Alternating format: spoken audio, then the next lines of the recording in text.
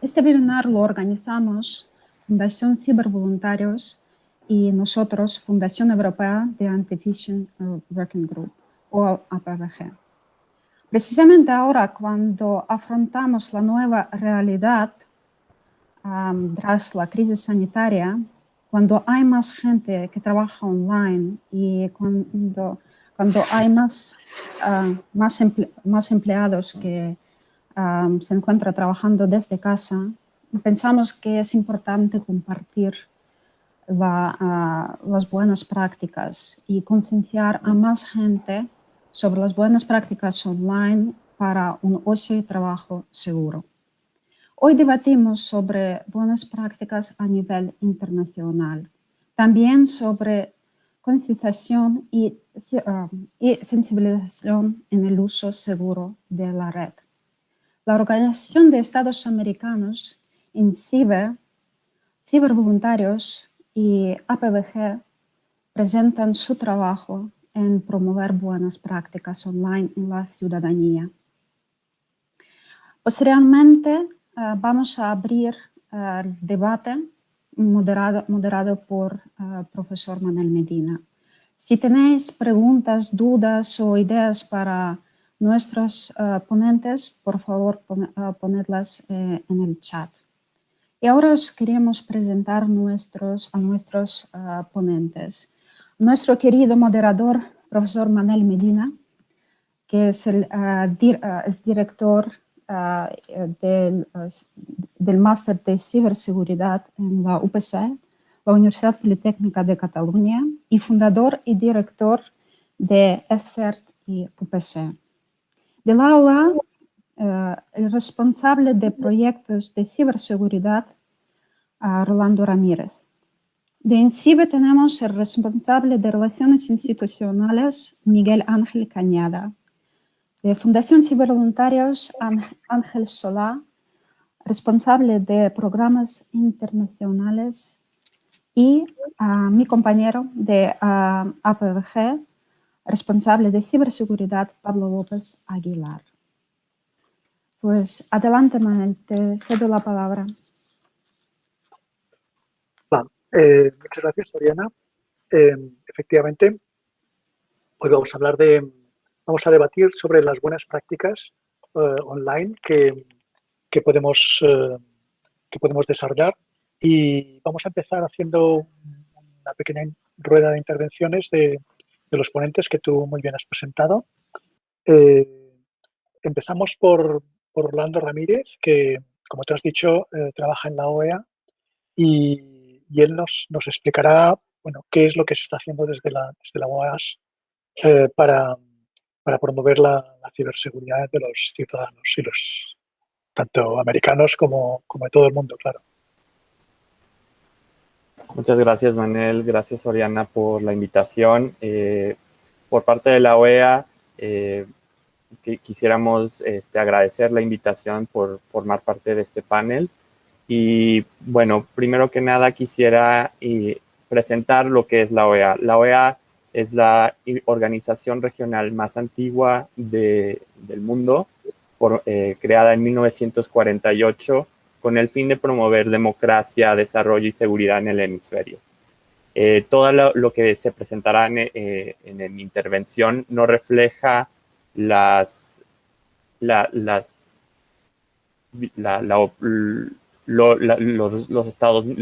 visión de los Estados miembros o de la Organización de Estados Americanos. Bueno, yo formo parte del programa de ciberseguridad que está suscrito al Comité Interamericano contra Terrorismo. El programa de ciberseguridad tiene 3 pilares, los cuales forman y guían nuestras actividades diarias. El primer pilar es el desarrollo de capacidades técnicas y prácticas, en el cual nosotros promovemos con todos nuestros Estados miembros. El segundo pilar es el intercambio de información, cooperación y coordinación sólida. Y el tercero, en el cual nos vamos a enfocar más en esta presentación, es aumentar el acceso al conocimiento y la información sobre amenazas y los riesgos. Podemos seguir a la siguiente diapositiva. Bueno, últimamente nosotros nos hemos enfocado en transmitir información a través de nuestras redes sociales, principalmente vía Twitter, al igual que nuestra lista de distribución a la cual les invito a suscribirse.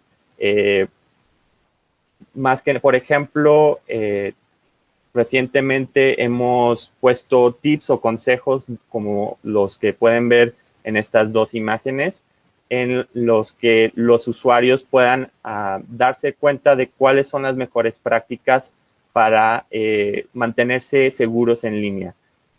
Utilizamos el ejemplo de WhatsApp, el cual es una de las plataformas más utilizadas mundialmente, pero principalmente en nuestra región, lo que abarca las Américas desde Canadá hasta Argentina.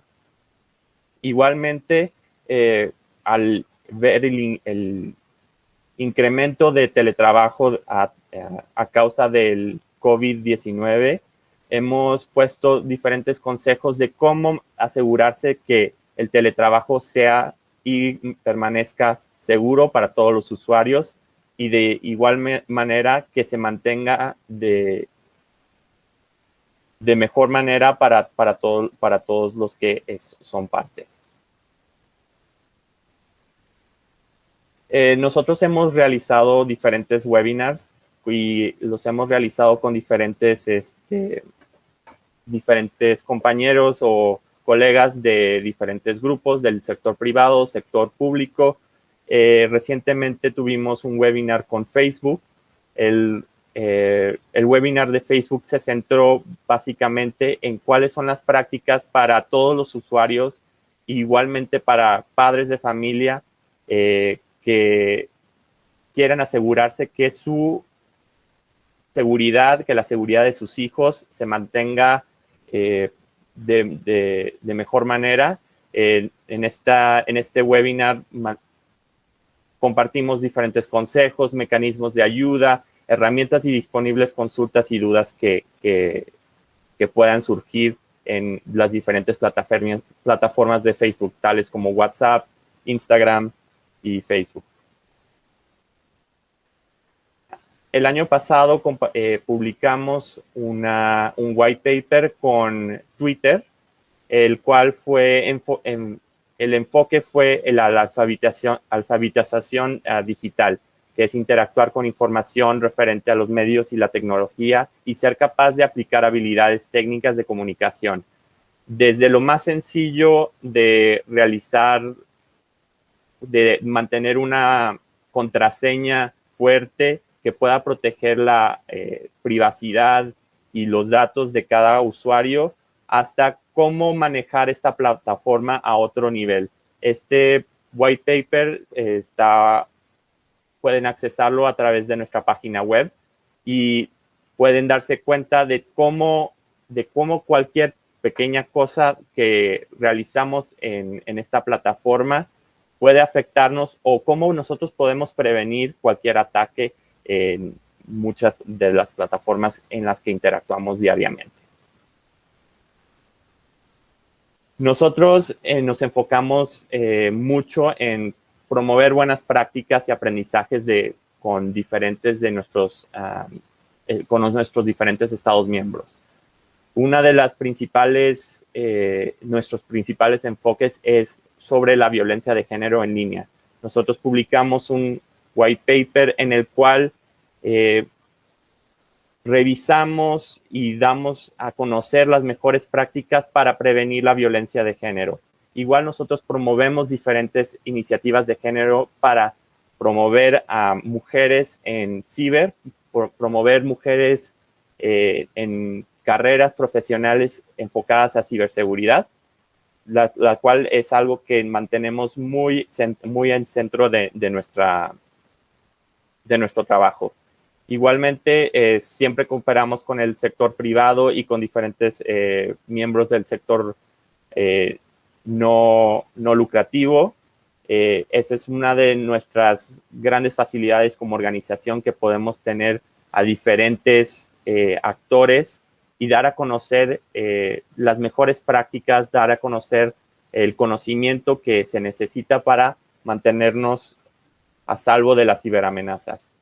Y como para finalizar, nosotros promovemos mucho el trabajo con jóvenes que serán los futuros profesionales en ciberseguridad. Formar a jóvenes en ciberseguridad nos dará a cerrar la brecha de la necesidad de ciberprofesionales que tanto se necesita en el sector privado y público. Y con esto, muchas gracias y estamos atentos para la siguiente ronda de preguntas. Perfecto, muchas gracias. Ahora vamos con el siguiente ponente que teníamos previsto, que es Miguel Ángel Cañada, que como INCIBE pues, nos va a contar las campañas institucionales que están haciendo desde este Centro de Ciberseguridad Español. Cuando quieras.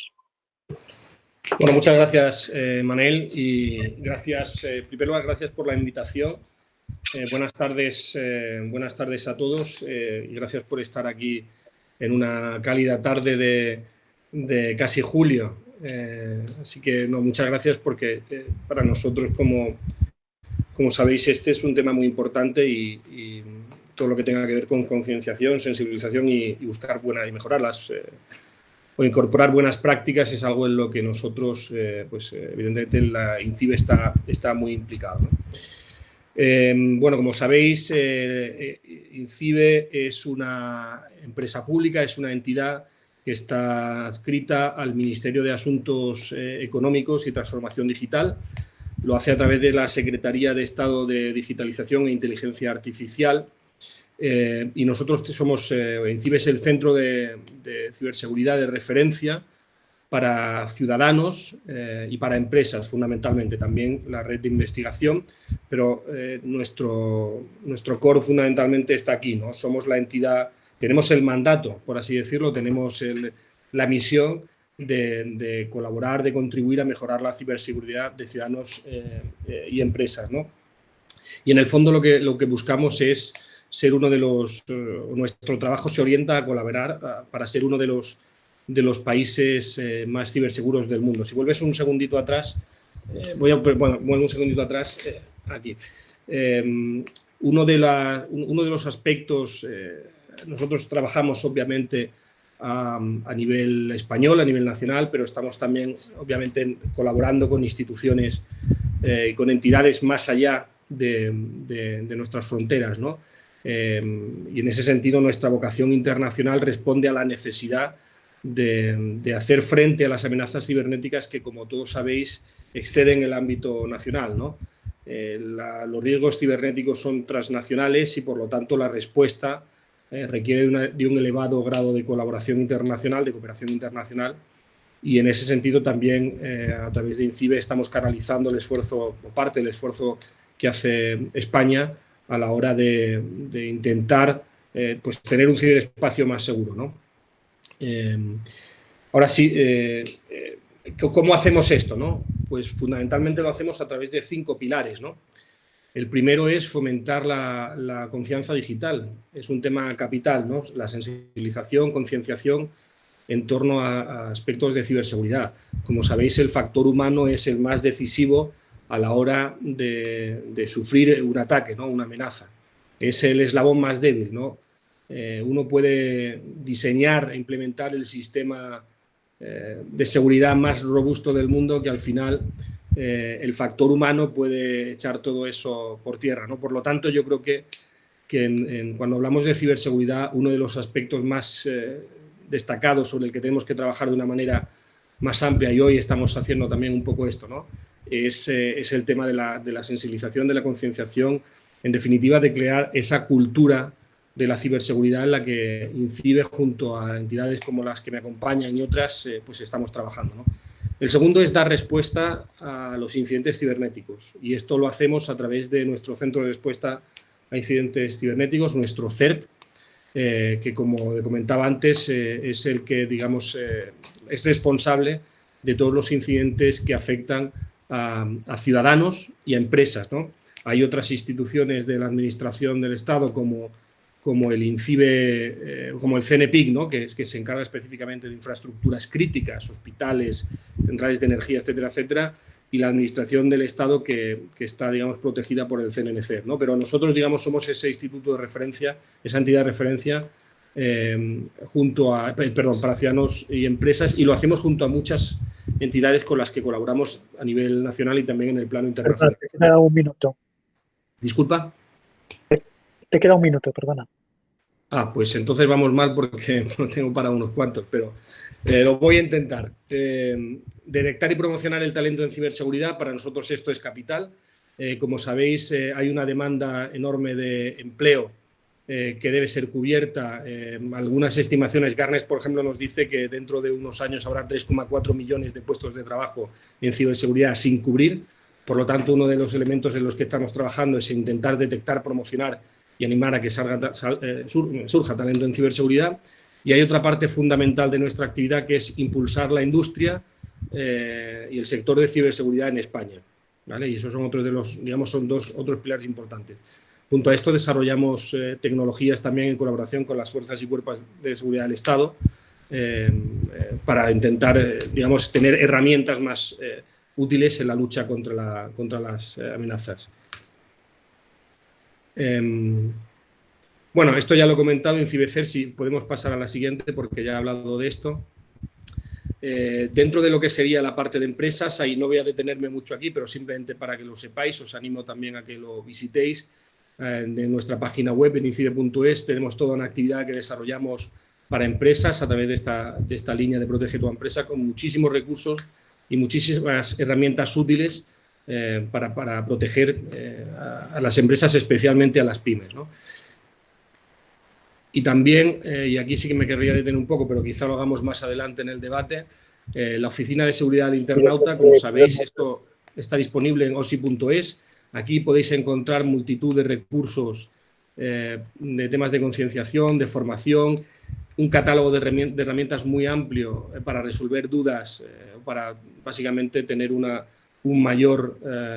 tener más recursos, digamos, para protegerse uno cuando accede a Internet. Y si pasamos a la siguiente, aquí tenemos, esta sería la línea, digamos, OSI es para ciudadanos en general. En esta encontraríamos información similar, pero orientada sobre todo a menores, a profesionales que trabajan con menores y a ese sector, digamos, de especial atención que son los menores. Por último, sí que me gustaría comentar, tenemos una línea de ayuda gratuita, que es el número 017, es una línea de ayuda en ciberseguridad, que es gratuita, que es confidencial, que está disponible de 9 de la mañana a 9 de la noche, y aquí os animo a cualquier empresa o ciudadano o menor que tenga alguna duda, que sufre algún tipo de ataque, que no sepa, que tenga cuestiones que resolver sobre temas de ciberseguridad, pues os invito y os animo a que entréis en esta línea para consultar cualquier aspecto. Muchas gracias y ya continuamos en el turno de debate. Muchas gracias, Miguel Ángel. Ahora nos va a hacer la presentación Ángel Solá, que nos hablará pues, de las actividades que realizan cibervoluntarios para campañas de concienciación, sobre todo a los niños. Cuando quieras. Sí, hola, buenas a todos. Se me escucha bien, ¿verdad? Sí, sí, perfecto. Me gustaría dar las gracias a todos los participantes del webinar, a Miguel Ángel, a Rolando, a Pablo y a Pablo también. Gracias por participar en este webinar conjunto con APWG para presentar cibervoluntarios. Sé que algunas de las personas que están entre las personas que nos están escuchando ahora mismo saben lo que es cibervoluntarios, porque he visto alguno de ellos, he visto algún cibervoluntario entre el público. Si puedes pasar la página también. Para los que no nos conozcáis, cibervoluntarios, somos una organización española de ámbito internacional que lleva promoviendo el uso y el conocimiento de la tecnología entre la ciudadanía y las instituciones desde el año 2001. Nosotros tenemos una misión, casi me gustaría decir también que somos como un movimiento de personas que usan esa tecnología y que y que usan esos conocimientos que tienen en tecnología para ofrecerlo a personas que no lo tienen y crear así una transformación digital de la sociedad. Una transformación que genere impacto de lo local a lo global. ¿Qué queremos hacer nosotros? Si puedes volver hacia atrás, Tamara, promover las competencias digitales desde niveles muy básicos hasta niveles avanzados por parte de la ciudadanía para garantizar los derechos humanos. En la siguiente diapositiva vemos cómo trabajamos. Nosotros, nuestra forma de colaborar es ofrecer este tipo de acciones y actividades de formación en colaboración con pequeñas organizaciones locales. De hecho, ahí pone el 25, pero yo creo que ahora es más, porque últimamente estamos haciendo mucho hincapié en zonas rurales. Cerca del 30% de nuestras actividades son en zonas rurales. Y lo que hacemos es colaborar con una red de 1.500 cibervoluntarios que ofrecen estas formaciones, por supuesto siempre totalmente gratuitas, a pequeñas asociaciones, etcétera, etcétera, que no tienen los recursos suficientes ni los conocimientos en determinadas herramientas tecnológicas. Todas las formaciones en competencias digitales van desde niveles básicos a avanzados, como ya hemos dicho, y siempre cubren determinado grupo de personas que por diferentes motivos, como pueden ser género, edad, acceso a determinados niveles educativos, no tienen estos recursos, y nosotros siempre ofrecemos estas actividades, por ejemplo, a menores, docentes y familiares, personas con diversidad funcional, personas mayores, pequeñas ONGs, al staff de pequeñas ONGs, para que, por ejemplo, pongan herramientas de gestión y coordinación de forma gratuita, con herramientas que hay gratuitas de forma online. ¿Y qué tienen en común todas estas acciones y actividades que hacemos? La seguridad. Es muy importante, y en todos nuestros cursos siempre hay un módulo específico transversal, que es transversal a cualquiera de nuestros programas, sobre cómo mantenerse seguro de forma online y cómo utilizar estas herramientas de forma segura.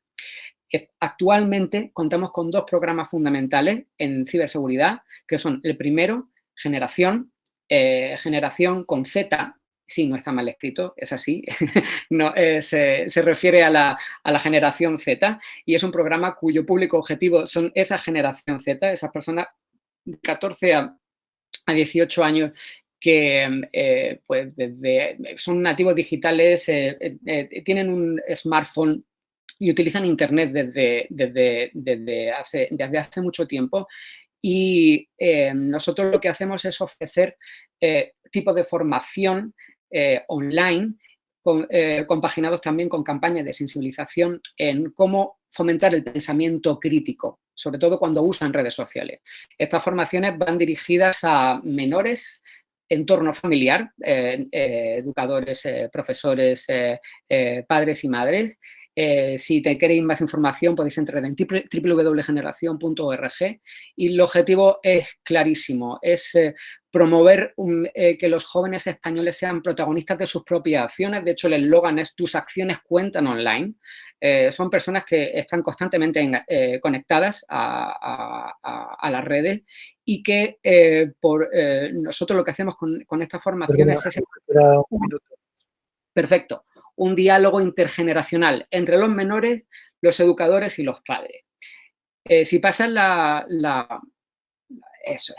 Aquí tenemos el alcance, por ejemplo, del año pasado. Tenemos dentro de la página web hay un campo que son formaciones interactivas con juegos interactivos y vídeos interactivos, con los cuales hemos llegado a formar a cerca de 26.000 personas. Se llama el Reto Z. Esos retos están online, están abiertos a disposición de todos. Se pueden usar en clase, de hecho se han usado en clase para hacer hincapié en aspectos de seguridad y cómo usan ellos las redes y qué feedback nos dan los jóvenes sobre cómo usan las redes. Y en total, junto con la campaña de sensibilización también de vídeos, hemos llegado a cerca de 3.600.000 personas impactadas de forma online solo el año pasado, en 2019, con este programa. El siguiente programa que quiero presentar, luego si queréis ampliar información, lo hacemos en el debate. Se llama Para, Piensa, Conéctate. Desde hace 3 años ofrecemos formación gratuita para concienciar y prevenir situaciones de violencia de género digital entre menores. El eslogan de la campaña Conéctate contra la violencia de género online. También se complementa con formaciones directamente en colegios, que son formaciones gratuitas.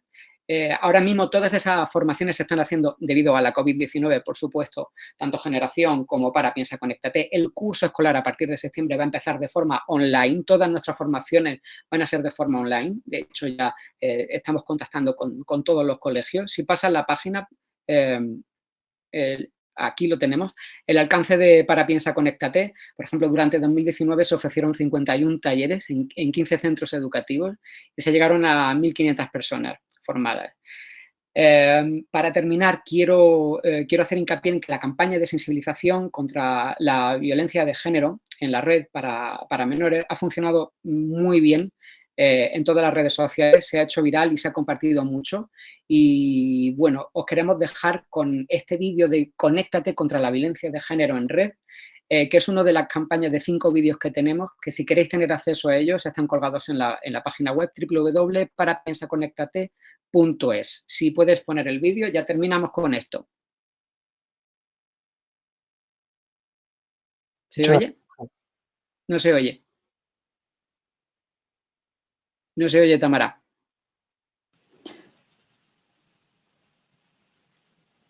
Tamara, no se oye. Vale, permitidme un segundo, voy a ver si puedo... No se oiga bien, dadme un segundo, a ver si puedo... Decidme a ver si se escucha ahora, ¿vale? Sí.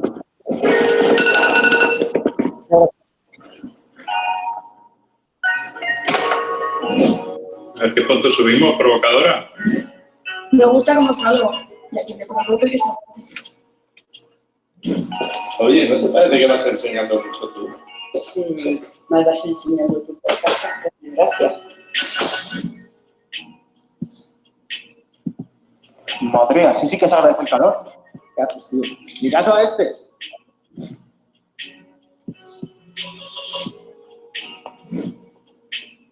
Oye, tío, no me coge el teléfono y se quita la redes. No sé qué hacer.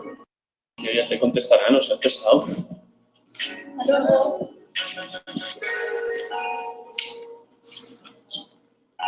Cada corrección, cada llamada de atención y cada cambio de mentalidad es una batalla que ganamos a la cosa. Cada vez somos más los que luchamos con cada pequeño gesto por una convivencia mejor para todos. Cuento contigo.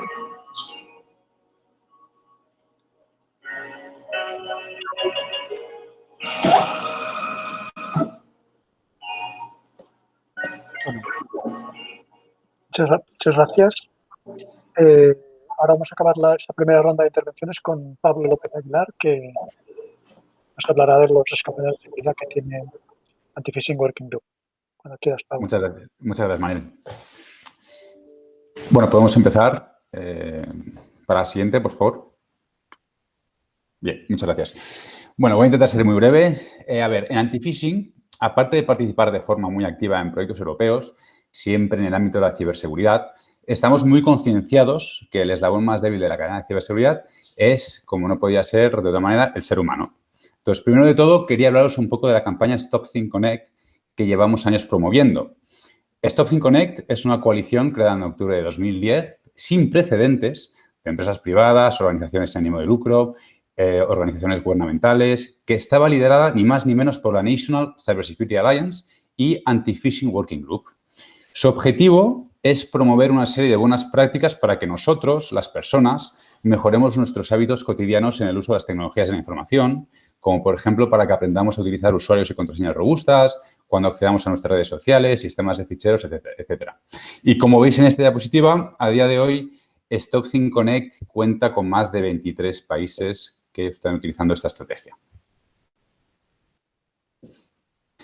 Además, quería comentaros que cada año organizamos un evento enfocado en reunir a los mejores expertos internacionales en el desarrollo de campañas de concienciación para estudiar y compartir información sobre cuáles son los métodos más eficaces que más impacto tienen a la hora de transmitir esa serie de buenas prácticas que antes comentaba, ¿no? Este año, por ejemplo, hemos organizado el evento que veis aquí, que se va a hacer en La Haya, si el COVID lo permite, en la sede de Europol, que colabora con nosotros. Bien, quería comentaros un poco ahora sobre el tema del COVID. Es una situación sin precedentes que ha generado un cambio sustancial de hábitos en muchos ámbitos de nuestra vida cotidiana. Y, obviamente, el ámbito laboral ha sido uno de los más afectados, ¿no? Este nuevo paradigma proporciona una nueva ventana de oportunidades a los ciberdelincuentes, ya que pasamos más tiempo delante del PC y utilizamos herramientas online que a lo mejor antes no utilizábamos. La forma en la que un delincuente suele penetrar en nuestros sistemas es mediante un email que parece ser genuino, pero que no lo es. Es una técnica de phishing como hay otras muchas. ¿Qué tiene de especial este email? Bueno, pues que nos induce a introducir información personal como usuario, contraseñas, tarjetas de crédito, números de cuenta, que se guardan en sitios que no deberían guardarse, ¿no? Entonces, para daros un ejemplo, según el último informe de la Agencia Europea de Ciberseguridad, que es ENISA, el 90% de todas las infecciones que sufre una organización se originan a partir de ataques de phishing. Así que no pensemos que es el típico hacker que se dedica a reventar dispositivos de red, porque no, siempre va por el vector de ataque más débil, que es el ser humano. Luego también comentaros que otras de las actividades que llevamos a cabo en anti-phishing es la elaboración de informes trimestrales basados en datos reportados por los miembros de anti-phishing. Aquí, como podéis ver, este es el último informe que publicamos, donde resaltamos, por ejemplo, que ahora los sitios de phishing también utilizan el protocolo SSL, es decir, que la barrita de navegación del navegador, donde se ve el típico HTTPS, que solía transmitir confianza, porque la información en teoría va cifrada, pues ahora también utilizan esas técnicas para intentar cazarnos, ¿no? Podéis encontrar el informe completo en la página de antiphishingworkinggroup.org. Bien, quería hablaros ahora un poco más en detalle sobre el tema del phishing, ¿no? Porque está como muy de moda. Por una parte, tenemos que entender que el objetivo básico y fundamental que tiene un atacante cuando lleva a cabo un ataque de phishing es fundamentalmente construir credibilidad. Y también, por otra, tenemos que saber que, según los psicólogos sociales, los seres humanos tenemos fundamentalmente dos formas de procesar la información: la forma sistemática y la forma heurística. Bien, en esta diapositiva os he puesto un ejemplo de phishing en la que no voy a entrar en detalle a que descubramos si es phishing o no. Lo que me gustaría transmitir es que si recibimos este email y lo analizamos de forma sistemática, vamos a analizar con tiempo, con calma, qué es lo que dice, cómo lo dice, quién es el emisor, a qué links nos envían los botones que aparecen. Por ejemplo, si ponemos el cursor encima de cualquier botón, nos aparece el link al que nos lleva si lo pulsáramos. Una buena práctica, por ejemplo, sería poner el cursor encima del botón y, sin pulsarlo, buscar información sobre la URL que aparece. Este procedimiento es muy sencillo y estoy seguro que la mayoría de nosotros pues, podría hacerlo y, por tanto, podría averiguar si se trata o no de un ataque de phishing. No obstante, esto cambia si utilizamos la forma de procesamiento heurística. Esta forma de procesamiento tomamos atajos para tomar decisiones. ¿Qué pasaría, por ejemplo, si recibimos este mail 5 minutos? Lo recibimos este mail y nos lo envía nuestro jefe y lo recibimos 5 minutos antes de acabar nuestra jornada laboral y nos pide que contestemos con urgencia antes de irnos. ¿Qué pasa? Que en ese momento ya no analizamos la información que contiene el email, sino que estamos más preocupados por responderlo. Y es ahí cuando se produce la intrusión, porque no analizamos la información que recibimos. Con lo cual, ya por la última diapositiva, para finalizar, ¿qué es lo que tenemos que hacer al fin y al cabo? Pues pensar y luego actuar. Verificar toda la información que recibimos, analizarla, hacer búsquedas en Google, donde sea. Luego también, una compañía de confianza nunca va a pedir información bancaria vía email, ni contraseñas, ni datos personales. Y otra cosa que estaría bastante bien por parte de las organizaciones es que implementaran protocolos, procedimientos de verificación para obtener información de sus empleados. Es decir, un empleado no debería estar obligado a aportar información a su jefe si éste no sigue un procedimiento determinado, aunque sea el CEO de la empresa. Y eso es una práctica que estaría muy bien que empezamos a implementar, sobre todo en algunas compañías más tradicionales que aún pues, les cuesta un poco llevar a cabo este tipo de mecanismos. Y bueno, por mi parte, esto es todo. Bueno, muchas gracias, Pablo. Vamos un poco atrasados respecto al programa que teníamos previsto y vamos a pasar a la segunda ronda de intervenciones en la que vamos a abordar el tema de la seguridad en la utilización de las redes sociales. Y yo creo que, bueno, la primera cosa que tendremos que hacer es comentar sobre el tema de la privacidad en el uso de las redes. Yo no sé si queréis empezar alguno de vosotros tiene especial interés por este tema de la privacidad.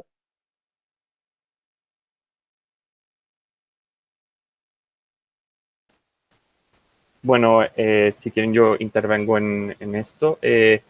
Más que nada, más de saber de cómo prevenir la privacidad o de cómo se utilizan nuestros datos, es más bien dar a conocer o entender el uso de las redes sociales y todos los mecanismos en los cuales nosotros podemos estar protegidos.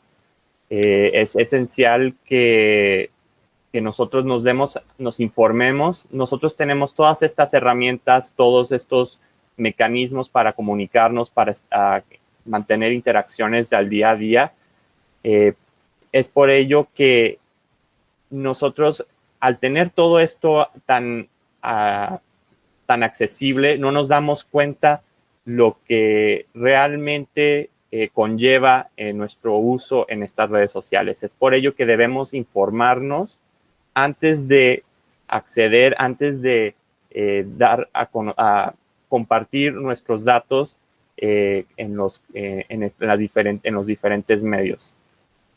Al final de cuentas es inevitable, pero al nosotros darnos cuenta, estar más informados, educarnos sobre esto, educar a nuestra población sobre el uso de las redes sociales, podemos prevenir muchos de los ciberataques o prevenir el compartir nuestros datos con diferentes medios.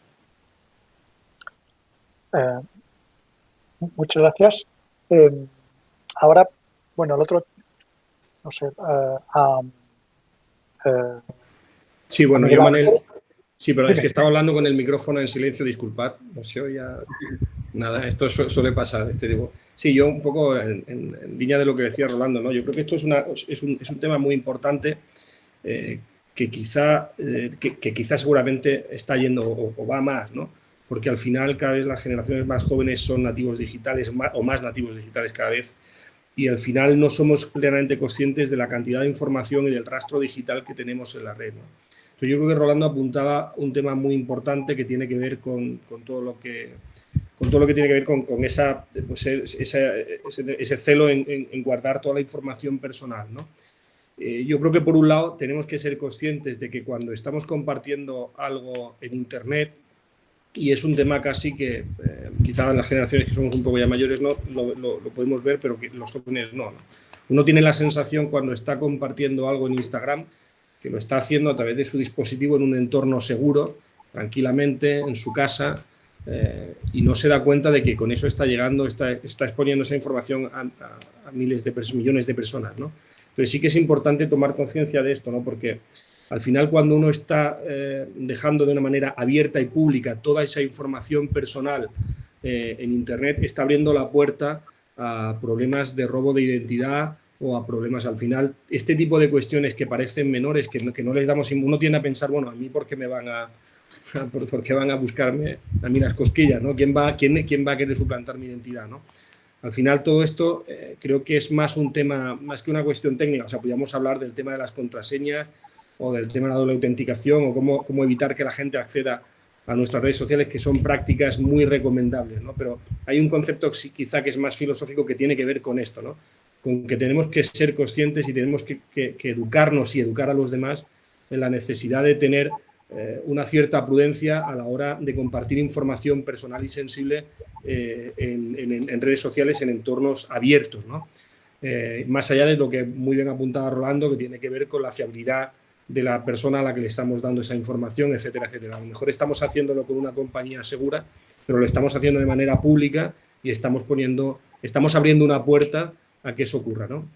Creo además que este es un problema que es de especial interés para los menores, ¿no? Y que abre sobre todo, como decía, la puerta a posibles problemas posteriores de ciberacoso, de extorsión, robo de identidad, en fin, una serie de problemas que de esta manera, teniendo en cuenta o considerando que esta es la forma adecuada de actuar con esa prudencia, pues se podían evitar, ¿no? Y por mucho que insistamos en esto, porque este mensaje que estoy diciendo no es nuevo para nadie, sí que es bueno que lo vayamos recordando de manera periódica porque es fundamental. A veces llega un momento en el que esa curva de atención va bajando y la gente vuelve otra vez a compartirlo. Entonces, yo creo que hay que ser muy persistentes en lanzar estos mensajes porque son muy importantes a la hora de poner ese primer freno, ¿no? Que es un freno que no tiene que ver con la tecnología, que no tiene que ver con las contraseñas, que Pablo lo decía, ¿no? El factor humano es el clave y al final yo creo que ahí es donde podemos hacer el mayor esfuerzo por nuestra parte en temas de sensibilización. Bien, muchas gracias. Ángel, igual podrías hablarnos ahondando en lo que comentaba Miguel Ángel sobre la utilización de las cámaras, los peligros que hay para utilizarlas. No sé si te parece bien. Bueno, incidiendo en lo de antes un poco, en el tema de la privacidad, en todos los talleres que nosotros ofrecemos, por poner un dato, por ejemplo, cuando alguien se crea una cuenta de Instagram o de Facebook, nadie lee la política de privacidad antes de darse de alta como usuario. De hecho, cuando se hace una encuesta en esos talleres que se hacen, de hecho, el 100% de los chavales y las chavalas con las que nosotros conectamos para hacer estos talleres, el 100% no lee esa política de privacidad. Se hacen diferentes workshops también con ellos en ese sentido para ver si les parece importante o no les parece importante, y en muchos casos no les parece importante.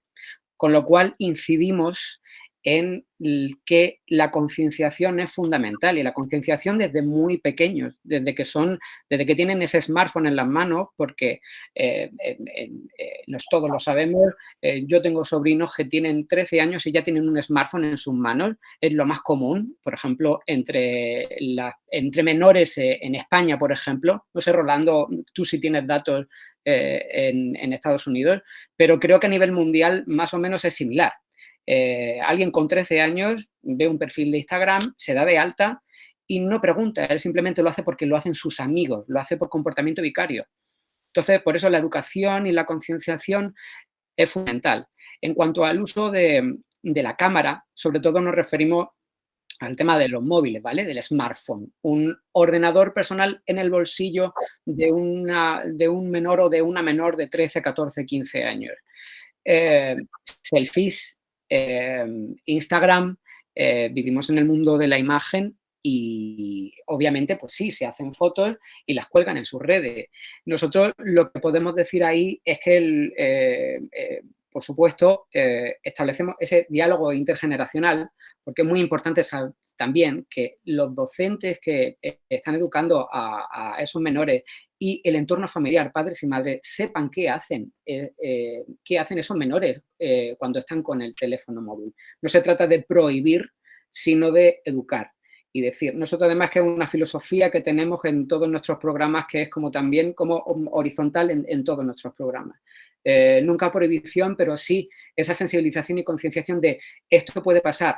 Existen cosas como la huella digital y existen cosas como la identidad digital. Si tú subes una fotografía a un perfil abierto de Instagram, por ejemplo, no lo tienes privado, lo tienes abierto, cualquiera puede tener acceso a esa fotografía y cualquiera puede coger esa fotografía y no solo suplantarte la identidad, sino hacerte un chantaje.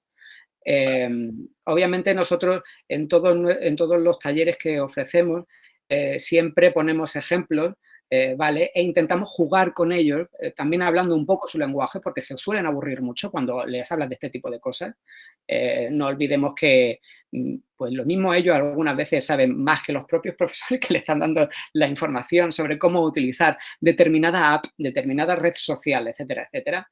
Y es muy, muy, muy importante, que ese entorno familiar y ese entorno de educación sepa qué se hace en TikTok, por ejemplo, que ahora es la red social de moda. Por supuesto, están todos los adolescentes locos usando TikTok y es importante que todos sepamos qué se está haciendo para poder saber cómo actuar ante determinadas situaciones o de ciberacoso o de chantaje, etcétera, etcétera. Muy bien, muchas gracias. Pablo, ¿quieres añadir algo sobre este tema? Bueno, a mí me gusta mucho pensar en términos de, cuando hablamos de información, en términos de dinero, porque es otra vía, es otro mecanismo de intercambio. Entonces, tenemos tendencia a pensar que lo que es gratuito no vale nada y es me parece un mal entendimiento de las aplicaciones. que utilizamos. Cuando tú le dices a un chaval, oye, súbete a cualquier aplicación, cualquier red social y utiliza la que es gratis, en realidad no es gratis, estás dando tu información. Entonces, yo creo que desde pequeños tendríamos que enseñar a los más jóvenes, a mí desde luego nunca me enseñaron, pero sí me gustaría enseñar a los más jóvenes a entender que la información tiene el mismo o más valor que lo puede tener un intercambio con dinero. Porque es dinero, es algo que tú tienes y que utilizan para sus propios, para lucrarse de una manera u otra, ¿no? Entonces, me gustaría eso, pues hacer incidencia en el valor de la información como si fuera un bien que se utiliza para intercambiar como el dinero. Está claro que los datos se han convertido en un valor, incluso en algunas ocasiones más importante que el dinero. Para muchas compañías, los datos que se manejan en las redes sociales, Facebook, etcétera, etcétera, es capital para ellos. Exacto. Además, me preocupa un poco porque no damos ningún tipo de importancia a la información que colgamos a las redes sociales. Y más allá, no la utilicen, no entren en nuestro sistema si nos hagan extorsión, pero es que las empresas están utilizando. Entonces, hay que ser conscientes de eso, ¿no? Entonces, cuando yo descargo una red social, quiero ser consciente de que esa gente, yo tengo que analizar si el servicio que me ofrece esa red social me compensa con la información que voy a aportar. Entonces, habría que hacer ese ejercicio. Sí, efectivamente, el valor de los datos es algo que no está nada claro y no está nada potenciado entre los usuarios, ¿no? Como para que puedan decidir si realmente les compensa pagar 3 euros en vez de dejar ceder la información. Bueno, yo creo que estamos un poco pasados de tiempo respecto a lo que habíamos previsto para este bloque y yo creo que podemos empezar al último bloque, que yo creo que es más interesante, en el que os voy a pedir que nos deis algunas recomendaciones y pautas de comportamiento para evitar ataques en Internet y, bueno, también en redes sociales, por supuesto. Y, no sé, podemos empezar también en el mismo orden. Rolando, si tú nos quieres comentar alguna cosa de alguna iniciativa que se haya tomado, ya nos has comentado en tu presentación algunas que habíais hecho. Si quieres comentar alguna cosa más al respecto de las recomendaciones. Bueno, como ya lo mencionaba anteriormente, el trabajo de la OEA o del programa de ciberseguridad es compartir información, compartir buenas prácticas, y lo hemos hecho a través de nuestras diferentes publicaciones en las que hemos compilado las diferentes buenas prácticas, ya sea en Twitter, ya sea cómo prevenir la violencia de género en redes sociales. Es importante acceder a esta información. Nosotros estamos inmersos en una cantidad de información que no hemos capitalizado, no hemos utilizado, y es por ello que es importante dar a conocer estas publicaciones, dar a conocer estas recomendaciones, por lo cual los invito a acceder a nuestra página de internet, al igual que nuestra cuenta de Twitter y Facebook, en las cuales podrán accesar a todas estas publicaciones y serán de mucho interés para todos los presentes. Muchas gracias. Miguel Ángel, ¿quieres comentar alguna cosa sobre algo más de lo que has comentado antes en tu presentación? Sí, yo más que estaba revisando ahora unos datos durante esta época del COVID, ¿no? Datos que nuestro CERN nos daba, y efectivamente hay algunas campañas que se han hecho relacionadas con envíos de paquetería, que la gente ha comprado mucho por internet durante este tiempo, por supuesto relacionados con temas de videoconferencias. Al final yo creo que más allá o sea, la mejor recomendación que yo podría dar ahora, hay muchas casuísticas, ¿no? Entonces yo sí que invitaría a los que nos están viendo a entrar en la página de osi.es, en general en incide.es, porque hay cosas de Protege tu Empresa que también son útiles para el tema de configuración de la seguridad de los dispositivos móviles y tal, ¿no? Pero sí que invitaría a entrar en osi.es y en IS4K, porque ahí tenemos recursos que hoy a lo mejor en esta videoconferencia puedo comentar, pero que mañana seguramente se nos van a olvidar, ¿no? Entonces, sí que es verdad que esos recursos están disponibles y es una manera también pedagógica de recordarlo, ¿no? Incluso juegos y tal, ¿no? Pero yo sí que invitaría eso, pero sí que me gustaría lanzar un mensaje muy claro y muy contundente en relación a estas medidas de seguridad, ¿no? Que es un mensaje que escuché hace algún tiempo que me parece muy sencillo y muy útil, ¿no? O sea, a nadie se le ocurriría dejar su coche en la calle con las ventanas y las puertas abiertas, las llaves de contacto durante una semana, ¿no? Pues muchas veces cuando estamos entrando en Internet hacemos eso y no nos damos cuenta, ¿no? El tener una contraseña segura. Bueno, hay un dato para mí que es muy revelador, ¿no? Que publicaba el Instituto de Ciberseguridad del Reino Unido, decía que en el año 2019 23 millones de cuentas habían sido vulneradas por utilizar como contraseña la clave 123456, ¿no? Y creo que luego había como medio millón más que habían sido vulneradas por poner la contraseña era Liverpool, que acababa de ganar la Champions League de fútbol o algo así. Pues, lo que quiero decir al final es que hay unas medidas que son de higiene cibernética muy básicas que nosotros debemos cumplir, pero la primera, la más importante y está muy relacionada con todos estos ataques que explicaba, por ejemplo, Pablo, ¿no? De ingeniería social, es tener esa precaución, tener siempre esa alarma de que cuando estamos delante del ordenador no estamos en casa, estamos abiertos al mundo y estamos entrando, estamos al final en un mundo más grande que si estamos fuera de casa, ¿no? Con lo cual yo creo que esa es la principal recomendación que podría dar. Pero insisto, yo animo a todos los que nos escuchan a que entren en esas páginas y sobre todo que utilicen el teléfono 017, ¿no? Porque al final uno cuando tiene una duda en algún momento determinado, la mejor forma de solventarla es en ese momento. Uno no se va a acordar de que tiene que ir a la página de INCIBE o que va a ir a la Fundación de Cibervoluntarios porque en ese momento no lo va a tener en la cabeza, ¿no? Es bueno que estos recursos los tengamos siempre en los favoritos del móvil y del ordenador, pero lo más importante es que en ese momento vamos a resolverlo y por eso yo creo que esta línea gratuita del 017 puede ser una enorme ayuda, aunque solo sea para resolver esas pequeñas dudas y luego profundizar, ¿no? Entonces yo quizá me quedaría con eso, ¿no? Porque no somos conscientes en nuestro día a día de que a lo mejor estamos más expuestos de lo que creemos y este tipo de recursos nos ayudan a tener esa capacidad de reaccionar rápido, ¿no? Perdona, ahora que hablabas del 017, es una iniciativa ciertamente muy interesante. ¿Tenéis idea del volumen de llamadas que recibe? Pues sí, no tengo aquí el dato porque no lo he traído, pero sí, sí que es cierto que la línea nosotros la pusimos en marcha el 11 de febrero de este año, que es el día de Internet Segura, si no me equivoco, es 11 de febrero.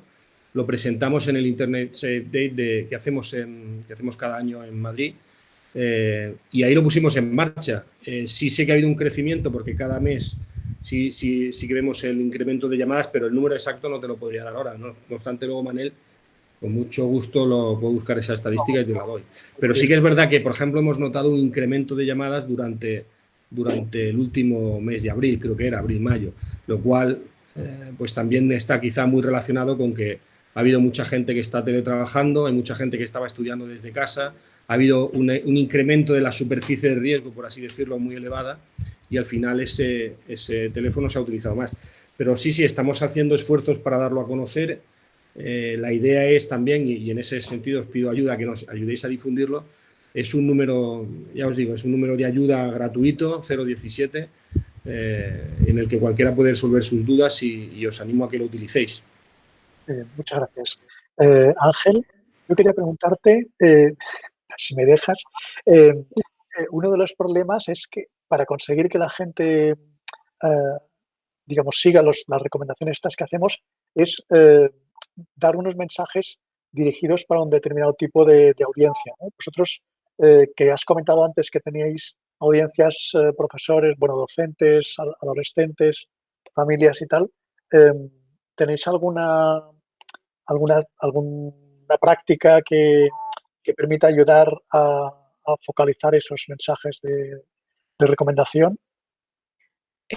Bueno, nosotros casi siempre lo que hacemos es adaptar ese tipo de mensaje a cada una de los públicos con los que trabajamos. No es lo mismo ofrecer un workshop en ciberseguridad con personas de 14 a 16 años que con un grupo de padres preocupados por la seguridad de sus hijos online.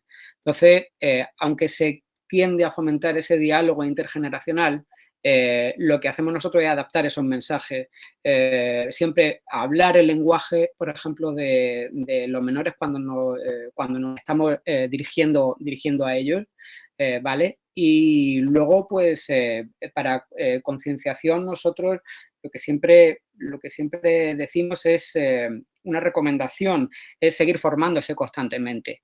Si algo nos ha demostrado estos 3 últimos meses es que cosas como el teletrabajo, por ejemplo, han venido para quedarse, están ahí ya. Hay muchos canales, ahora estamos más tiempo online por trabajo, por ejemplo, y por ocio incluso también. Durante el confinamiento, como ha indicado Miguel Ángel, nosotros también pusimos en marcha un número de teléfono de resolución de dudas para la ciudadanía, porque, claro, mucha gente se enfrentaba a unas herramientas de teletrabajo que no conocían, ¿vale? Y nosotros hemos estado resolviendo esas dudas de cómo conectarse a un Zoom, por ejemplo, o de cómo teletrabajar con herramientas en Google Drive, por ejemplo, siempre usando herramientas a las que la gente pueda tener acceso. ¿Qué significa esto? Esto significa que la formación debe ser un poco constante, porque todo está evolucionando, todo está cambiando. Los canales por los que se pueden generar ataques ahora son nuevos, son novedosos, y la gente puede llegar a estar más expuesta a estos ataques. Con lo cual, estos mensajes primero tienen que llegar desde el nivel institucional. Por ejemplo, todo lo que hace INCIBE a nosotros nos parece súper interesante y, de hecho, hemos colaborado en el portal de recursos que tenéis. De hecho, para Piensa, Conéctate y Cibervoluntarios tiene parte ahí en ese portal de recursos. También recomendamos que se usen esos recursos de INCIBE porque la verdad es que están muy bien. Son recursos a los que puede acceder todo el mundo. Nosotros creemos, y siempre lo decimos, que la formación es esencial. Y para fomentar la formación tienes que fomentar este tipo de mensajes que no suelen llegar a la ciudadanía, de que la seguridad es importante para ti, no es un tema aburrido, te tiene que interesar porque es tu seguridad, estás con un aparato en tus manos constantemente por el cual puedes recibir algún tipo de amenaza y tienes que estar preparado para saber cómo reaccionar en cada momento. Muchas gracias. Y a ti, Pablo, bueno, Stop Think Connect es la campaña de anti-phishing. ¿Tenéis alguna recomendación a partir de estas campañas que queráis comentar? Bueno, sí, a ver, yo quería resaltar, yo vengo del mundo técnico, soy ingeniero y fui desarrollador, y me doy cuenta que la gente tiene tendencia a pensar que los hackers son gente, los típicos, con la calavera en la camiseta y tíos que se dedican a reventar dispositivos de red como súper sofisticados. Y la realidad, basándonos en las estadísticas, y lo que he dicho antes, y hago hincapié en ello, es que el 90% de los ataques, según la Agencia Europea de Ciberseguridad, se producen engañando a los trabajadores. El 90%, con lo cual, nada de hackers reventando dispositivos de red. Eso por una parte. Entonces, fundamentalmente yo creo que hay dos estrategias que creo que mejorarían mucho la ciberseguridad o el grado de preparación de las personas en ciberseguridad. El primero de ellos es, por favor, vamos a intentar hacer contraseñas mínimamente seguras. Hay dos ataques fundamentales que siempre se suelen hacer si queremos reventar un sistema a nivel de contraseña, o lo haces por fuerza bruta o lo haces por ataque de diccionario. Con una contraseña mínimamente decente, ninguno de estos dos sistemas va a poder atacar. Va a ser muy complicado que un ordenador normal pueda acceder a una contraseña mínimamente decente por fuerza bruta o por ataque de diccionario. Con lo cual, trabajemos un poco esa vertiente. Y luego también trabajemos la vertiente de lo que comentaba antes en los emails. Si el 90% de los ataques de phishing son vía email y el 90% es el mecanismo de intrusión de los malos, el phishing, trabajemos en concienciar a la gente a que antes de leer un email busque información sobre quién es el emisor del email, a dónde van los links que apuntan a ese email y a generar unos protocolos de validación de la información que te están pidiendo desde arriba. Entonces, yo creo que si se hicieran estas cosas, que no creo que sean muy complicadas a nivel de transmitirlas, creo que mejoraríamos exponencialmente el grado de preparación de la ciudadanía no técnica en el tema de la ciberseguridad. Ahí, Manel, si me permites añadir brevemente un apunte, creo que es lo que ha dicho Pablo, es muy, muy importante, ¿no?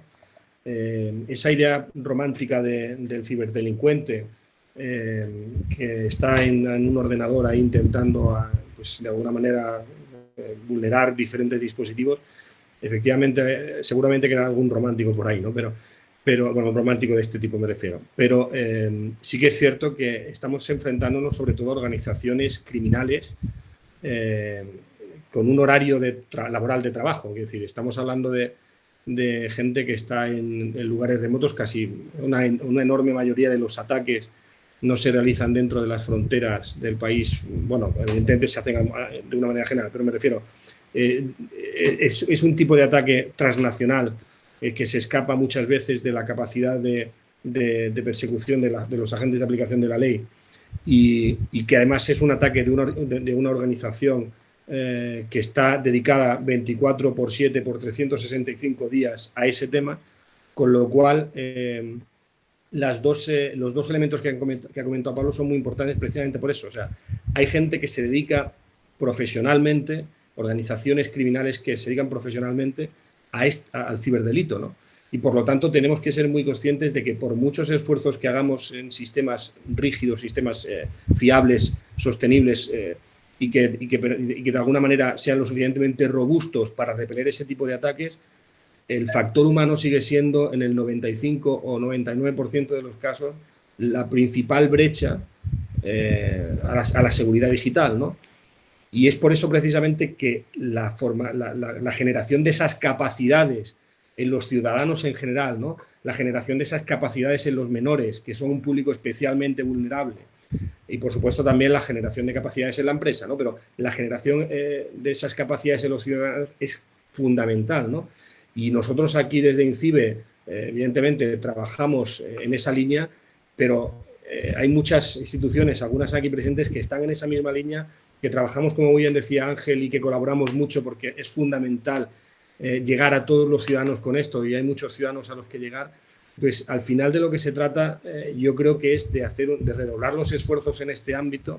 Creo que si conseguimos que la batalla de la cultura de la seguridad digital se extiende, si esa cultura digital llega a todo el mundo, si esa higiene de ciberseguridad llega a todo el mundo, vamos a conseguir reducir enormemente los impactos que esto tiene, ¿no?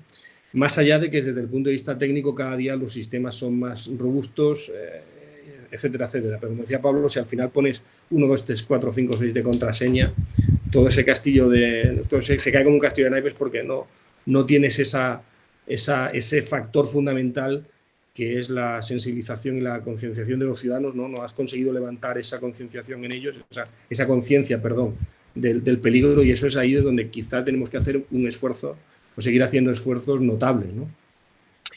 Muchas gracias.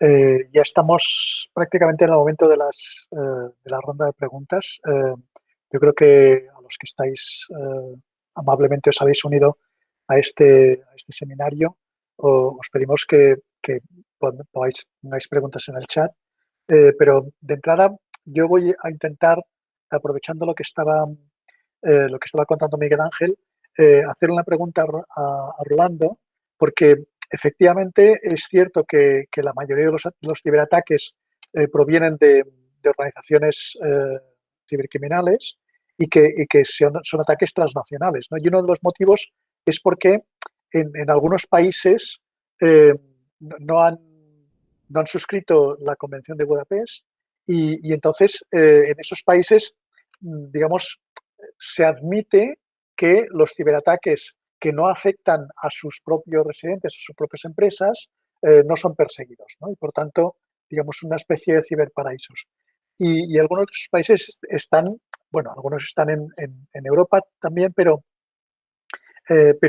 también hay algunos en Latinoamérica y Caribe, y quería saber si en la Organización de Estados Americanos hay alguna campaña para intentar conseguir que los países vayan adoptando progresivamente esta iniciativa europea de la Convención de Budapest e intentar que que no haya ciberparaísos. No sé si tenéis alguna iniciativa en ese sentido para intentar unificar las campañas de ciberseguridad en América. Sí, claro.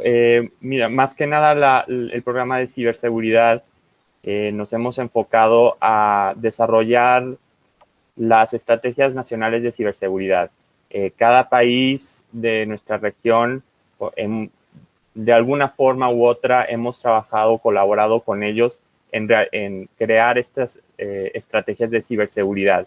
Nosotros, como organización, guiamos a los diferentes funcionarios públicos de los diferentes países que requieren o que nos solicitan nuestra ayuda en guiar las buenas prácticas y, más que nada, formalizar cómo se verá su estado de ciberseguridad en algunos años o cómo van a realizar estas actividades.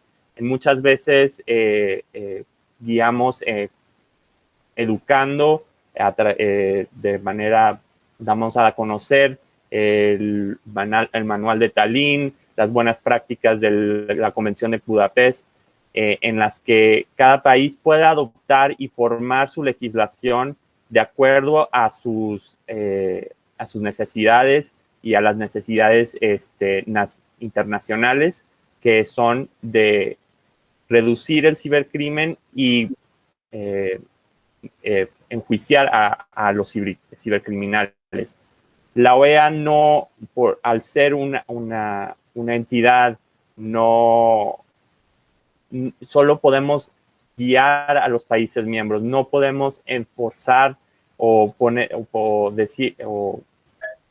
prescribir lo que ellos deberían o no deberían de hacer. Nosotros presentamos lo que existe mundialmente en favorecer el estado de ciberseguridad, pero más que nada es eso. Nosotros somos como una guía en la que los países pueden recurrir en cualquier punto en el caso de que necesiten revisar su estrategia de ciberseguridad o revisar ciertas legislaciones que conciernen al cibercrimen.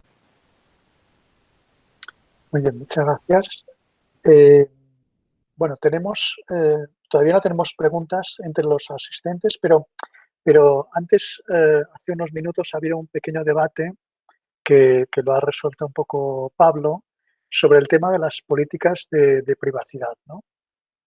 Cuando estábamos hablando del tema, entonces, efectivamente, creo que lo habéis comentado, lo ha comentado Ángel, las políticas no se las lee nadie.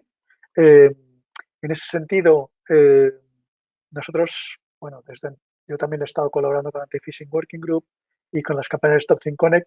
Se está intentando y en un proyecto que estuvimos trabajando con Pablo, el TrueSec, propusimos que se hiciesen, o sea, que alguien se leyese las políticas de privacidad tanto de las redes sociales como de otras iniciativas más privadas, digamos, y al final nos dijese al resto de los humanos los riesgos que puede representar aceptar esa política y si vale y en función de eso que la gente pueda decidir si las acepta o no. No sé si tenéis alguna, digamos, nos preguntaban si las redes sociales hasta qué punto podemos utilizarlas con ciertas garantías de privacidad y cómo se pueden configurar para que eso se pueda hacer así. Y no sé si queréis, alguno de vosotros quiere comentar sobre este tema. Igual, Ángel, que decías que sí con la cabeza. Bueno, yo contestándole a Malvan, que lo ha contestado también, lo ha contestado Pablo y luego lo ha contestado también Tamara, obviamente pues no te dan privacidad per se, leerte la política de privacidad. De hecho, además, parece que lo han hecho un departamento de abogados, me los imagino ahí como 700 abogados diciendo, a ver, ¿qué término vamos a poner aquí para que no lo entienda absolutamente nadie? Y porque suelen ser textos muy legales, que lo mismo no están a disposición de todo el mundo para que los entienda. Pero básicamente, cuando tú aceptas meterte dentro de una red social, tienes que los riesgos y las exposiciones también, como dice Tamara, a los que te enfrentas a ellos. Y luego, por mucho que esas redes sociales tengan su cómo compartir los datos, solo los puedes compartir con determinadas personas, con determinados amigos, no todo público, puedes hacer el perfil privado. Tiene muchas opciones también que te ofrecen las redes. Pero también hay que reconocer que desde el principio, en el momento en el que tú aceptas entrar en una red social, tienes que saber cuáles son esos riesgos que puedes tener, ¿vale? Puede conectarse cualquiera al que tú no conozcas, puede solicitar tu amistad y tus datos, si tú pones datos públicos como cuentas bancarias, obviamente lo que hablábamos antes del factor humano, hay que tener en cuenta qué tipo de datos se tienen que poner y qué no poner. Obviamente, nada de cuentas bancarias, números de teléfono, etcétera, etcétera, porque eso estaría a disposición de todo el mundo. Con lo cual, simplemente hay que utilizar un poco la lógica, un poco la razón y saber qué es lo que vas a compartir y qué es lo que no vas a compartir. Pero, obviamente, leer la política de privacidad no te va a eximir de toda la privacidad de Internet. En el momento en el que tienes una cuenta de Gmail, tienes tus datos ahí. De hecho, se recomienda no pasar ni por el chat de Gmail, ni por email, ni contraseñas, etcétera, etcétera, porque es obvio. Sería muy fácil que pudieran tener acceso a ellas. Con lo cual, bueno, utilizarlas con un poco de cabeza y nosotros lo que recomendamos siempre, cambiar las contraseñas constantemente, no dejar que una contraseña sea eterna en una cuenta. Se recomienda cambiarlas de vez en cuando y, bueno, pues ser lógicos en el uso de las redes. Sí, ahí. Perdón, Manel, Sí, no, es simplemente yo, un poco en la línea de lo que ha dicho Ángel, que suscribo completamente. Lo primero que hay que tener en cuenta, o sea, evidentemente ahí hay esas condiciones de contratación generales o específicas al final, pues sí que es verdad que tienen un elevadísimo número de tecnicismos y son tremendamente complejas y tal. No obstante, yo siempre coincido con Ángel en que hay que intentar leérselas una vez, luego las diferentes actualizaciones, ¿no? Entonces, tampoco pasa nada si uno invierte un poco de tiempo en saber qué está compartiendo, porque el simple, aunque luego continúe utilizando esa red, pero por lo menos ya va con esa precaución del miedo que le ha dado leer previamente todo lo que va a hacer, ¿no? Pero una buena práctica, además de, por supuesto, el tema de la contraseña, en primer lugar, es no publicar nunca en redes sociales ni números de contacto, ni datos personales, ni correos electrónicos, ni nada, ningún tipo de dato personal, publicarlo. Y otra muy buena práctica es que la primera acción que uno debe hacer al entrar en una red social es irse a esa pestañita, buscar esa pestañita de configuración de privacidad y de seguridad y ser lo más restrictivo. O sea, bueno, esto ya dependerá de cada uno, ¿no? Yo en mi caso sería lo más restrictivo posible y luego ya iría, digamos, abriendo un poco el abanico, pero en cualquier caso ser consciente de lo que uno ha configurado cuando entra ahí, ¿no? Porque a lo mejor las condiciones por defecto son un poco más flexibles. Entonces, lo primero que hay que hacer es, por supuesto, cuando uno cree la cuenta, tener una cuenta segura y una clave muy segura, incluso con un segundo factor de autenticación, utilizar estos llaveros protegidos, ¿no? Que generan claves tremendamente seguras, cambiar esa clave con cierta frecuencia, leerse las condiciones de contratación y después irse a la pestaña, buscar la pestañita de configuración de privacidad y empezar a delimitar exactamente qué es lo que uno está dispuesto a compartir, ¿no? Y si en esto uno tiene que invertir tiempo, al final uno está ganando en realidad mucho tiempo, ¿no? Todo lo que uno se puede ahorrar en el uso de las fotos inapropiadas, fotos que uno no considera inapropiadas, pero que se utilizan para un uso inapropiado, todo el tema de ciberacoso que se puede dar detrás. O sea, en el fondo, invertir ese tiempo inicial es clave para que luego el uso de esa red social sea satisfactorio, ¿no? Y esto, que en los adultos es más fácil de entender, hay que hacérselo. Yo creo que es importantísimo que, sobre todo con menores, se trabaje muchísimo en este aspecto, ¿no? Porque uno tiene la sensación uno no tiene la sensación de peligro hasta que esto ocurre y quizá ya se entra en una espiral complicada, ¿no? Entonces, resumiendo, yo creo que esos 3 pasos que he mencionado anteriormente son claves a la hora de interactuar en redes sociales en relación con la privacidad y con las condiciones de contratación, bueno, estas condiciones específicas que mencionas por tu pregunta.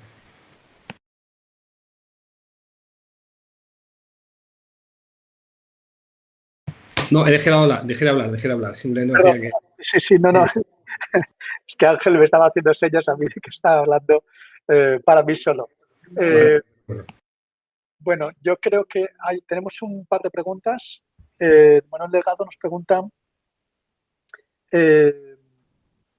si tenemos centros ilegales, ¿no? O literales que nos obligan a aplicar sistemas de contractuales que aseguren los datos. ¿Tenéis algún comentario? Manel, a mí si me permites, no sé si hemos contestado a la pregunta anterior de Juan Antonio Bermúdez, pero me parece bastante interesante, ¿no? Que pregunta si hay garantía de protección de datos cuando no se sabe en qué país terminarán esos datos. Sí, perdona. Gracias. Y me parece tremendamente interesante ese tema. Y además luego dice, en la UE hay leyes estrictas, relativamente. A ver, yo no soy abogado ni tampoco experto en temas legales, pero hasta donde yo sé, primero que toda la información que se sube a Internet ya no se va. Aunque la borremos, ya no se va. Eso hay que tenerlo claro. Aunque tú creas que hemos subido una foto a Facebook en un momento dado o a lo mejor un poco ya de fiesta y tal, esa foto, aunque la borres, sigue por Internet. Bueno, sobre el tema de los datos, sí que es verdad que hoy en día pues, la mayoría de cosas se almacenan en la nube, ¿no? Entonces, hasta donde yo sé, las compañías que almacenan información, si es información de carácter personal o información personal de europeos, tienen que estar sujetas o adheridas al marco de la Privacy Shield, ¿no? Hasta donde yo sé, es decir, si estas compañías no están adheridas, americanas, las americanas, adheridas al marco de la Privacy Shield, no pueden gestionar o no deberían gestionar datos de personas europeas, hasta donde yo sé. Y luego, otro tema es el tema de la UE. Tenemos que entender también que dentro de la UE, el problema que tenemos es que la información que compartimos en los países miembros de la Unión Europea no está estandarizada. Es decir, un tribunal de justicia de Alemania puede entender una prueba digital de una forma diferente a la que lo entiende un tribunal de justicia español. Y sí que es cierto que la Unión Europea está intentando promover una serie de proyectos para estandarizar cómo se entiende o qué se considera una prueba electrónica, pero aún queda mucho camino por hacer. Sí, para agregar igualmente, es un tema de derecho internacional que se continúa debatiendo hoy en día. El hecho de que los datos estén guardados en diferentes países y por ejemplo, la compañía esté sujeta a una jurisdicción diferente, esto es lo que aún y continuamos trabajando como organismos internacionales en definir qué corresponde a la jurisdicción de cada país o de cada entidad, qué es lo que le corresponde y cómo se debe de actuar. Es un tema que seguimos debatiendo, se sigue trabajando, pero poco a poco vamos llegando un poco a las conclusiones a qué jurisdicción debe de corresponder. Pero igualmente nos queda un largo camino por recorrer en temas de ciberseguridad. Estamos en las etapas muy iniciales de lo que corresponde o lo que puede llegar a ser la ciberseguridad.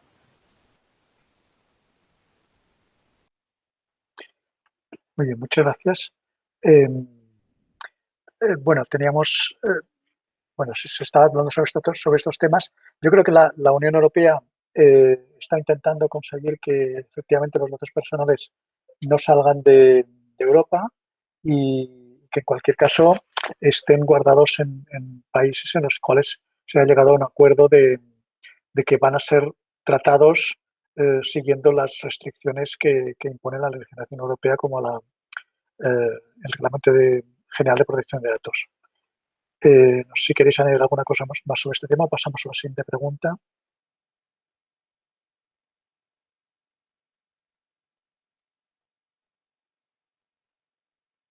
Bueno, pues si os parece, yo creo que la pregunta de Manuel Delgado más o menos la hemos respondido. Ana Rosa también nos preguntaba las organizaciones que están especializadas en programas o herramientas de formación para seguridad digital para personas mayores.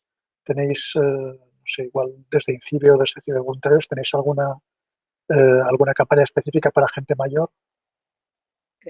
Sí, por ejemplo, nosotros desde Cibervoluntarios tenemos un programa específico para personas mayores de 55 en entorno rural que se llama ExpertClick, en el cual ofrecemos formación de cómo usar tablets y teléfonos inteligentes para hacer acciones cotidianas como solicitar una cita médica, por ejemplo, en los servicios de salud online, o tener acceso, por ejemplo, a sus cuentas de banco de forma online y que no tengan que ir a la oficina físicamente. Sobre todo estos temas durante la COVID-19 han sido temas que nos han requerido mucha información sobre ello, porque claro, la gente estaba en sus casas y todo ha estado como paralizado. Pero sí es cierto que hay una evolución en que las personas mayores de 50... El programa está específicamente hecho para personas mayores de 55. Ana, si quieres, te puedo mandar la URL. Ahora te la envío por aquí por el chat. Es www.expertclick.org. No sé desde dónde estás conectada. Si es desde España, podrías tener acceso a ese programa. Si es desde fuera de España, no sé si a partir de septiembre se van a hacer también formaciones para otros países que no sea España, pero en principio son zonas rurales de España y se van a hacer formaciones online sobre estos temas. Por supuesto, siempre con seguridad. Cómo meterte en una cuenta bancaria, una persona mayor que nunca ha usado una aplicación de banca online para hacer transacciones, etcétera, etcétera. Hay que enseñarles cómo hacerlo de forma segura, ¿vale? Y, bueno, todo este tema de las contraseñas, etcétera, etcétera, y la seguridad es importantísima para este tipo de aplicaciones, sobre todo para personas que no la han usado nunca. No sé si responde a tu pregunta, pero ese es uno de los programas que tenemos desde Cibervoluntario. No sé si Miguel Ángel puede decir algo desde INCIBE. Sí, bueno, nosotros tenemos sobre todo tanto en OSI como en general en la página de INCIBE, lo que sí tenemos son muchas guías de configuración, por ejemplo, de dispositivos. Tenemos guías para aprender a identificar esos fraudes online muy específicas, guías de compra segura de Internet. Y lo que comentaba anteriormente, ¿no? Ese teléfono 017 que es el recurso más sencillo, porque al final es tan sencillo como cuando uno está delante, digamos, cuando uno está en el momento es levantar el teléfono, llamar al teléfono gratuito y decir, tengo esta duda, no sé si esto que estoy haciendo es correcto, no es correcto, no sé si darle a este link, y ahí en ese momento a uno lo pueden ayudar, ¿no? Al final todos esos recursos son muy útiles, pero esa inmediatez del 017 para nosotros, vamos, estamos viendo que tiene muchísima aceptación precisamente por eso, ¿no? Porque resuelve dudas específicas, personales de cada uno en el momento, ¿no? Pero sí, la verdad que este programa que comentabas, Ángel, es tremendamente, no solamente útil, sino muy necesario, ¿no? Yo creo que ahí hacéis un trabajo extraordinario y ese tipo de iniciativas son las que de alguna manera permiten no solamente acceder a la tecnología a muchas personas mayores que si no les costaría un poquito más hacerlo, sino que además lo hacen de manera segura, ¿no? O sea que desde aquí nuestro reconocimiento, porque efectivamente eso es súper importante, ¿no? Hacerlo.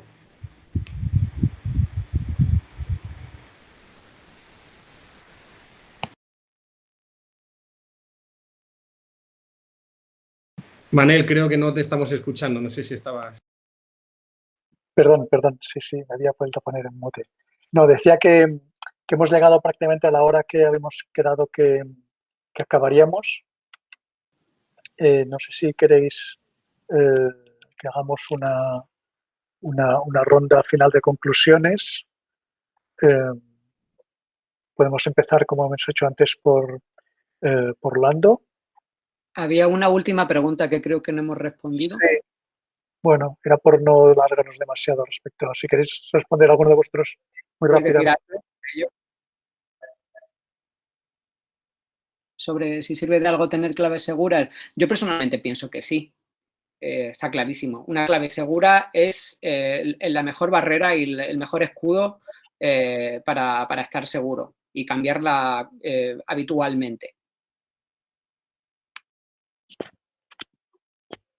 Sí, bueno, efectivamente la pregunta si nos la van a robar, ¿de qué sirve que sea segura, ¿no? Pero la realidad es que normalmente los sitios guardan las claves cifradas, ¿eh? Por tanto, digamos que no es fácil. Y lo que pasa es que si se utiliza el mismo algoritmo de cifrado, y como decía Pablo, o bien comentado antes, si utiliza la clave 1, 2, 3, 4, 5, 6, pues aunque esté cifrada, el cifrado es siempre el mismo, ¿no? Con lo cual, si ya sabes cuál es el cifrado de esa clave, pues ya la puedes descubrir, ¿no? Y por otra parte, digamos, de lo que nos defiende tener claves seguras es que cuando te creas desde el móvil, por ejemplo, pues será más difícil que alguien mirando por encima del hombro te la pueda descubrir o que haciendo ataques de diccionario por fuerza bruta, pues también puedan descubrir esas claves, ¿no? Por tanto, siempre es bueno tener claves seguras en cualquier caso, ¿no? Y ahora sí que si queréis podéis empezar la ronda de intervenciones de conclusiones. Rolando. Bueno, creo que todos estamos de acuerdo que lo que recalcamos cada uno de nosotros en nuestras diferentes presentaciones es la importancia de educar a nuestra población, de educar a nuestros ciudadanos en temas de cómo ser ciberseguros, cómo anticipar a todas los ciberataques al mantenernos educados, al mantenernos al tanto de las diferentes formas de cómo prevenir un ciberataque de nuestros diferentes medios, ya sea redes sociales o nuestro uso personal del teléfono o de nuestro uso del Internet día a día al teletrabajar. Es por ello que debemos seguir continuando este trabajo. Como lo mencionaba, la OEA sigue promocionando las buenas prácticas, compartiendo, formando alianzas con diferentes entidades gubernamentales, no gubernamentales, del sector privado. Es para nosotros decir que es una tarea que no es única o exclusiva de una sola entidad o de una sola persona, es una colaboración conjunta. Muchas gracias. Miguel Ángel. Sí, muy brevemente, me sumo a lo que dice Rolando y seguro a lo que dirán mis colegas después sin haberlos escuchado, pero sí, yo creo que el mensaje fuerte aquí es reforzar esa cultura de la ciberseguridad en la que todos tenemos que trabajar. Yo creo que ahí es donde está realmente la batalla y es donde tenemos que poner todos los esfuerzos. Señalar y decir que INCIBE, por supuesto, está a disposición de todos vosotros y de todos los que ciudadanos y empresas del país para seguir trabajando en mejorar esta ciberseguridad y esa pequeña venta que voy a hacer otra vez del 017, que creo que es un recurso que tenemos la suerte de poder disponer desde este año y que también está al servicio de todos. Así que simplemente esto y agradecer enormemente la invitación a participar y agradecer sobre todo el esfuerzo por realizar este tipo de iniciativas que son muy útiles para cumplir eso que hablamos de la cultura de la ciberseguridad. Ángel. Sí, yo para terminar, una cosa, más iniciativas como esta. Me sumo, por supuesto, y a riesgo de ser pesado, pero me sumo a lo que dice Rolando y a lo que dice Miguel. Más colaboración, más alianza entre los diferentes actores que colaboramos y trabajamos para que la ciudadanía, como dice el eslogan de este webinar, educando a una ciudadanía crítica, ¿ok? Siempre lo digo, siempre lo diré, en todas mis intervenciones siempre lo digo, que la educación y la formación son fundamentales desde edades muy tempranas.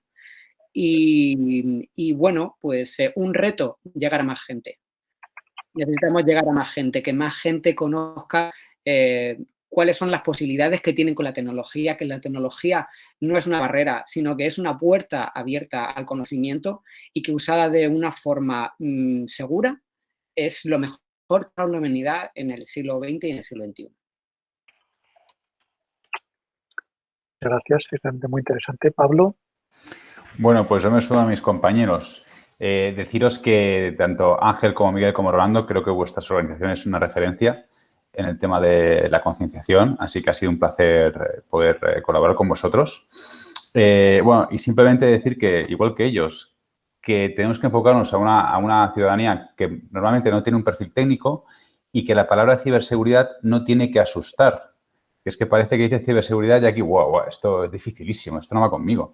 Pero sí, es que al final la temática que tenemos que promover y enseñar no es difícil, es muy fácil. Lo que pasa es que hay que hacerlo desde pequeños, desde cuando somos muy pequeños. Entonces, bueno, pues adoptemos esa cultura, ese cambio de cultura para que la ciudadanía pues esté más preparada. Y nada, pues que muchísimas gracias a todos, ha sido un tremendo placer. Muy bien, pues muchísimas gracias a todos.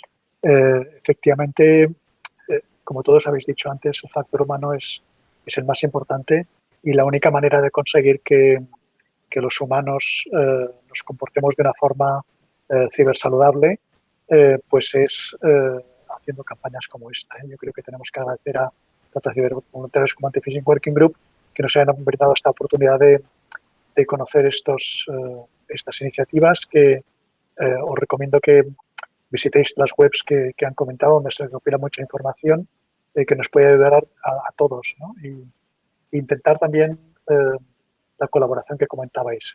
Yo creo que tanto desde NISA como desde CIDE como otras organizaciones, España es uno de los países más ciberseguros del mundo, según la ITU, y por tanto, pues creo que nos tenemos que felicitar e intentar, como decía Ángel antes, que estas campañas puedan llegar fuera de nuestras fronteras para ayudar a otros países también a mejorar.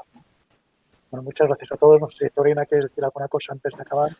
Sí, quería daros gracias por participar y a los ponentes estamos agradecidos por disfrutar de vuestra participación. Y como es nuestra misión de Anti-Phishing Working Group, es colaboración contra cibercrimen, esperamos organizar algo más con cibervoluntarios, la Organización de Estados Americanos y CIBE. Y bueno, como también ha comentado Ángel, tenemos que llegar a más gente, ¿no? Y compartir conocimientos y concienciar a más gente de buenas prácticas. Muchas gracias a todos, muchas gracias a los participantes también por compartir con nosotros esta hora y media. Nos vemos en el próximo webinar. Gracias a todos y hasta la próxima. Buenas tardes. Gracias, adiós. Buenos días. Adiós. Gracias.